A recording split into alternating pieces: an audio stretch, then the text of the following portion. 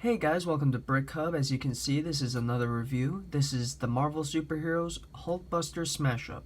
This is set number 76104, is rated for ages 7 through 14, has 375 pieces, and retails for $40. This is just a quick look at the back of the box that shows some of the cool play features in this set.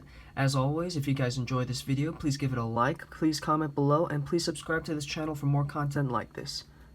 So here's the final build, and before I really dive into it, I'm really sorry about the quality of this video, guys. I have to admit, I'm actually not at home, I'm on travel, and I happened to see this at a Walmart for $25, which is $15 less than the retail price.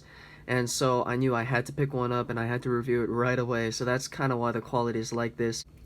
So here's the Hulkbuster. This is the main build of the set. As you can see, he's about maybe 6 or 7 minifigures tall. It's actually just a tad bit bigger than the original one that they released a few years ago with the Age of Ultron movie. If you turn him around, you can see that he looks pretty good on most angles, but the back, man, the back just does not look good. It's got this translucent blue knob thing that's, you know, it's got this action feature where he's supposed to be able to smash down with his right arm, but it just does not look good to me. But from all other angles, I think it looks pretty decent. You might have noticed earlier that I had a Bruce Banner minifigure next to the Hulkbuster, and that's because I guess in the next Avengers movie, instead of Iron Man piloting it, it's going to be Bruce Banner.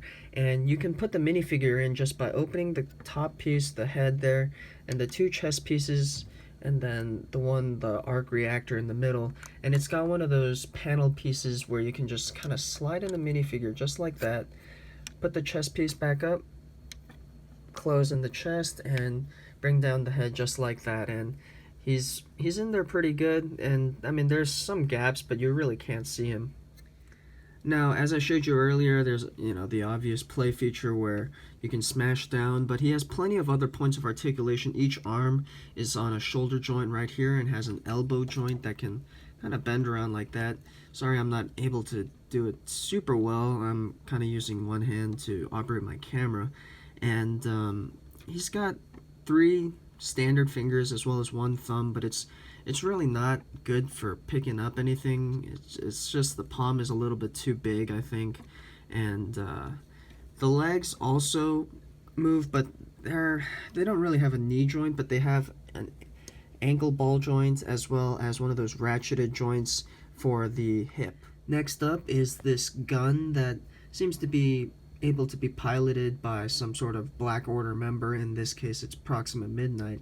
It also has this ball shooter. It's kind of like the Bionicles ones. You just click those together and it shoots the ball off just like that. On the top side, you can remove or seat a minifigure pretty easily because it's just a 2-studded seating surface just like that. And on the back side, it's kind of hard to see, but there's this glass or this clear piece here that can open up, and it releases one of the Infinity Stones. So starting off the minifigures, we have Bruce Banner. This is the same one that was released for the Thor Ragnarok movie. On his backside, he has an alternate expression that has green eyes to show that he's starting to kind of become the Hulk. Next up is the Falcon. This Falcon is, I mean, he's okay. Like, I'm just not really a big fan of the way they did his wings this time. I think it's a little bit too big. But, I mean, as far as play goes, it's got a lot of articulation, so I think the kids will probably enjoy that. Also, on his back, he's got a removable red wing.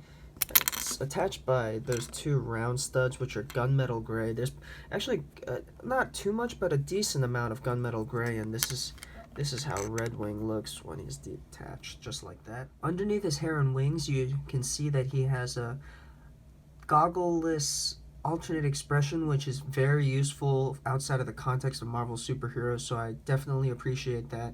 And I also kind of like the details on his back printing. This is the Outrider, one of the minions of the Black Order. As you can see, he has some nice gold printing on the torso and his head, as well as the back side of his head has it too, and he has 4 of these arms that hang out of his back. If you remove those 4 arms that hang off the back of his back, you can see that he has a little bit of gold spine printing and so some detail overall. It looks pretty good to me. And finally, we have Proxima Midnight, probably the most interesting minifigure in this set.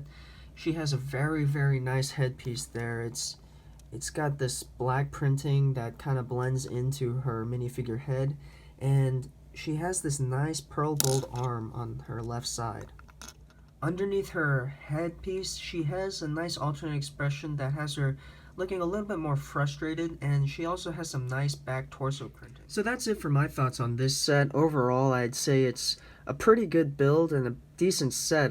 The only thing I really don't like is the fact that it is $40 for this. I definitely feel like I got a good price at $25, but I don't think that's what every Walmart across the country is going to be charging. That they're all probably going to be charging probably $35 or $40. But if you can wait a year or so for this thing to get down to $25, $30, I would definitely wait, because while it's a great set, I really don't think this thing is going to fly off the shelves. Anyways, thanks for watching, guys. If you guys enjoyed this video, please give it a like, please comment below, and please subscribe to this channel for more content just like this. Thanks, guys. Bye.